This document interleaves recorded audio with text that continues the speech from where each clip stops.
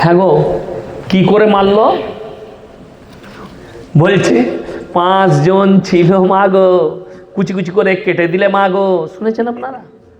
এটা মোবাইলে ভাইরাল হলো, সেটার দ্বারা ডিজে গান হলো, সেটার দ্বারা মজাক বানানো হলো, কিন্তু মাটা হচ্ছে আমাদের মা।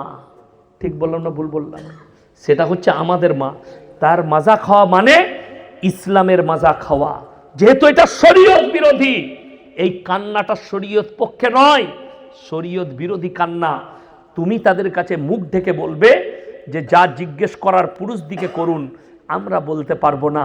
দুর্ঘটনা একটা ঘটেছে, তার মাইকটা ঠেলে সরিয়ে দাও। আর আপনাদিকে বলে যায়, আপনার দরজায় মিডিয়া আসবে, আপনার ঘরে মিডিয়া আসবে, তাকে বলবেন হাম কুত্তো সে বাত নেই করতে। মিডিয়ার প্রত্যেকটা কথার জবাব দেওয়া ফরজ নয়।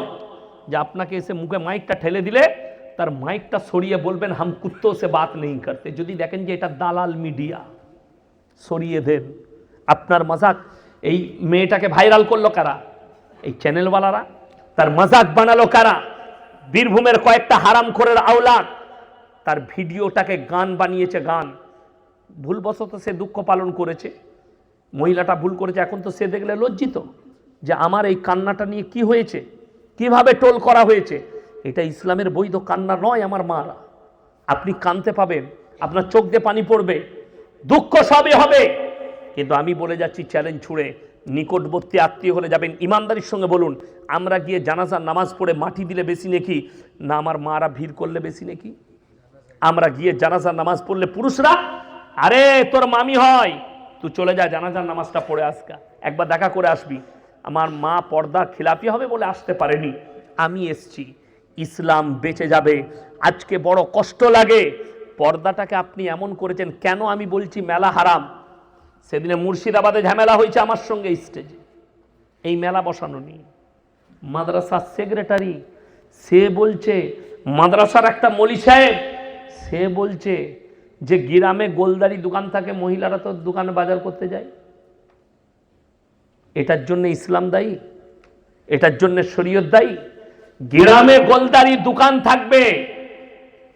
শুনেলেন, একজন 5 ওয়াক্তের নামাজি, তাহাজ্জুদ গুজার, লোকটা তসবিহ করে, তেলাওয়াত করে, খুব ভালো আমল, কিন্তু সে তার বিবিকে, বিটিকে, বোনকে রাস্তায় বাজারে বেপর্দা করে ঠেলে দেয়।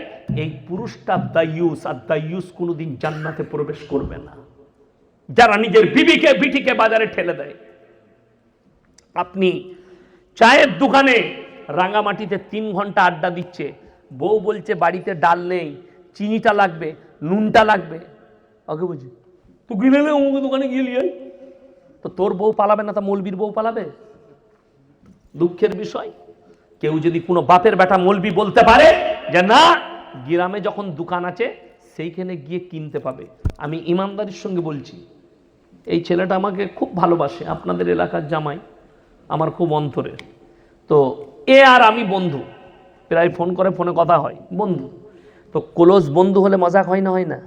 মজাক হয়। আমি এখন যদি একে মজাক করে বলি যে তোমার বইয়ের ব্লাউজের সাইজ কত, ইয়ার বন্ধুত্ব রাখবে না? কেটে দিবে, কেটে দিবে। কেন? আপনি এত বড় কথা বললেন আমার বইয়ের জন্যে। আপনি যদি আপনার বন্ধুকে বলেন তোর বইয়ের ব্লাউজের সাইজ কত, সে যদি সম্পর্ক ছিন্ন করে দেয় এই কথাটার জন্যে, আপনি ভেবে দেখুন, আমি গুদা বাংলায় বায়ান করছি, তাহলে আপনার বিবি বাজারে গিয়ে একটা পর পুরুষ বসে আছে কাপড়ের দোকানে, তাকে গিয়ে বলছে দাদা আমার একটা 36 সাইজের ব্লাউজ দাও, তখন তোকে লজ্জা লাগে না? কথা আমি বুঝাতে পারলাম? কত দুঃখ। আপনি আমার এই কথাটা দিলের কানে ভরেলেন। রাত্রে আমি চলে যাব, দোয়ার পরে বাড়িতে গিয়ে শুয়ে শুয়ে একটু অনুভব করবেন, আমার বিবি একটা পর পুরুষের কাছে গিয়ে বলবে যে আমার ব্লাউজটা দাও, আমার চাড্ডিটা দাও, আমার এই সাইজের এটা দাও। তোমার ব্রেনে আঘাত করে না? অর্ধাঙ্গিনী তোমার, তোমার বিবির ইজ্জত তোমার, একটা ইসলামের নারীর ইজ্জত আমাদের সকলের ইজ্জত। হাদিস শুনেলেন, নবীজি সাল্লাল্লাহু আলাইহি সাল্লাম রাস্তা দিয়ে যাচ্ছেন, একজন মুশরিকের বিটি, মাথায় কাপড় নেই, বেপর্দা। নবীজি নিজের মাথার পাগড়িটা খুলে তার মাথায় চাপালেন। সাহাবীরা বললেন ইয়া রাসূলুল্লাহ, এটা মুশরিকের বিটি। নবীজি বললেন আমি মেয়েদের মাথা ঢাকতে এসেছি, খুলতে আসিনি। জোরে বলুন সুবহানাল্লাহ। অথচ আপনি আমি আমার মা বোনকে ঢাকতে পেরেছি? তুমি 5 ওয়াক্তের নামাজি, তোমার মা বোনকে বিটিকে পর্দায় রাখতে পারোনি, তুমি দাইয়ুস। আমার গলসি থানায় আসো, আমার সঙ্গে তো আমার বন্ধু এসছে 2 জন, রাইস মিলের মালিক, জিজ্ঞেস করুন। আমার গোটা গলসি বাজারে, বর্ধমান টাউনে কোনো বাপের বেটা দোকানি যদি বলে দেয় ইয়াসিন সাহেবের স্ত্রী বোরকা পরে এসে একটা রুমাল কিনেছে, আমি তার জুতোর মালা পরবো ইনশাআল্লাহ। চ্যালেঞ্জ এটা আমার। পারবেন না কেন? প্রয়োজনই নেই। আপনাদের কি মনে হচ্ছে আমি আগস্ট মাস থেকে জলসা শুরু করেছি? আমি আজকে রাত্রে বাড়ি ঢুকেছি, 1 সপ্তাহ উত্তরবঙ্গে ছিলাম, আজকে ফজরের পরে বাড়ি ঢুকেছি। আজকে একবারই ইসলামপুর চোপড়ার কাছে ছিলাম, উত্তর দিনাজপুর, 500 কিলোমিটার গাড়ি ছুটেছে আমার, তবে আমি বাড়ি পৌঁছেছি। কিন্তু আপনাদের কি মনে হচ্ছে? আমি জিজ্ঞেস করি, আমি ঢোকার পরে বিছানায় যাইনি, আগে আমার স্ত্রীকে জিজ্ঞেস করলাম বাজার ঘাট কিছু আছে, কিছু আনতে হবে, আমি এনে দিচ্ছি। আমাকে বললো এগুলো লাগবে। আমি স্কুটি স্টার্ট করলাম, বাজারে গেলাম, তার সমস্ত মাল এনে তার কাছে পৌঁছে দিলাম। তারপরে আমি একটু আরাম করেছি জোহর পর্যন্ত।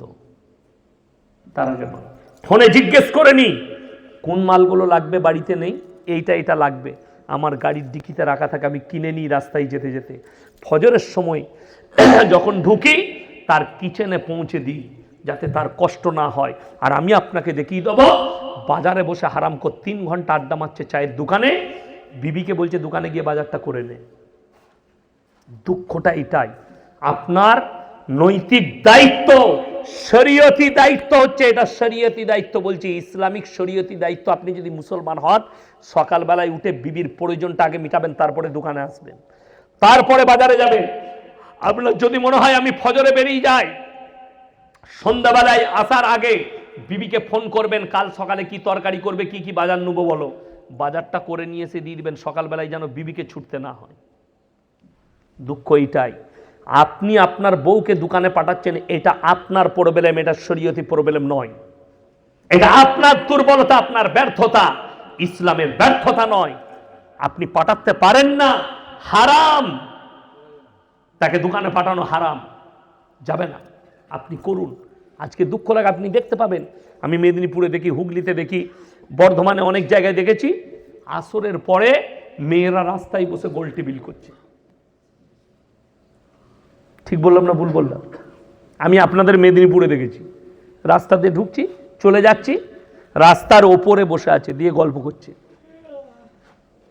সেই সব স্ত্রীকে ভেতরে ঢুকান যদি জান্নাত কাছে পেতে চান। ইসলামে একটা পর্দার বড় চ্যাপ্টার আছে, নারীদের একটা ইজ্জতের একটা বহুত বড় মামলা আছে। কেন?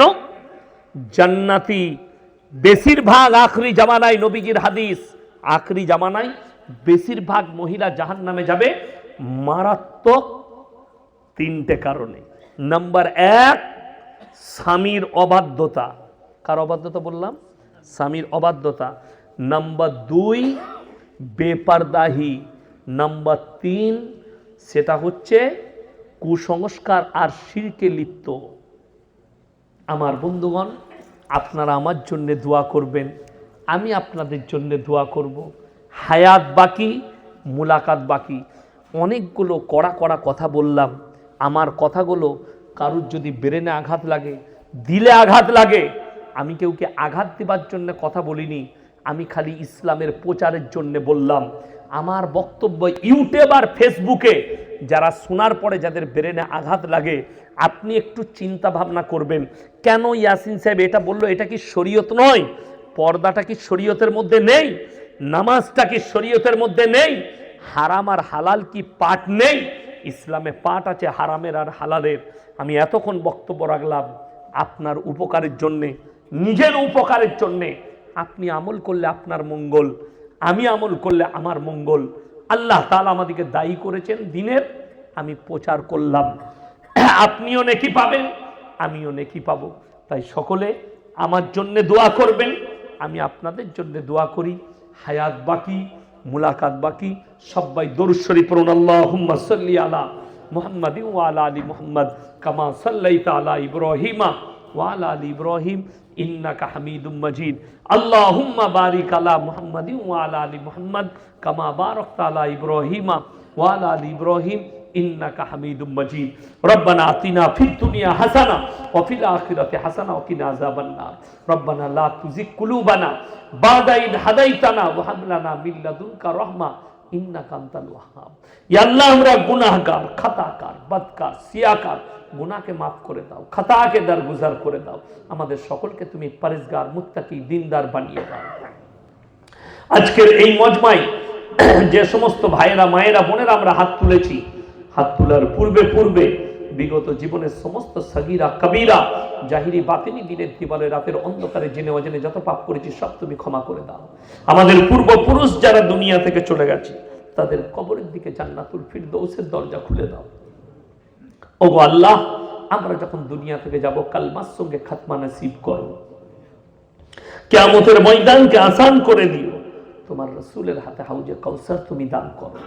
ওগো আল্লাহ, আমাদের মধ্যে থেকে যে ভাই মা বোন অসুস্থ আছে, আল্লাহ সকলকে তুমি শিফায়ে আমিনা দাইমা মুস্তাফিলা দান করো, আরোগ্য দান করো। ওগো আল্লাহ, যে ওষুধ খেলে ভালো হবে সে ওষুধের কাছে পৌঁছে দাও, যে ডাক্তারের কাছে গেলে ভালো হবে সে ডাক্তারের কাছে পৌঁছে দাও। ওগো আল্লাহ, যে ভাইয়েরা মেহনত করে জালসাকে দিয়েছে তাদের নেক উদ্দেশ্যকে পূরণ করে দাও। প্রত্যেকটা ভাইকে নামাজি, মুসল্লি, দিনদার বানিয়ে দাও। প্রত্যেকটা ভাইয়ের জানে, মালে, ইজ্জতে, কারোবারে, ব্যবসা বাণিজ্য, রুজি রোজগারে বরকত দাও। ফিতনার ফিতনা থেকে, হাসিদিনের হাসাদ থেকে তুমি হেফাজত করো। সমস্ত রকমের বালা মুসিবত থেকে তুমি দূর করে দাও। ও আল্লাহ, সমস্ত রকমের আপদ বিপদ থেকে তুমি আমাদেরকে মুক্তি দান করো। আল্লাহ, জানি না তুমি কাকে ভালোবাসো।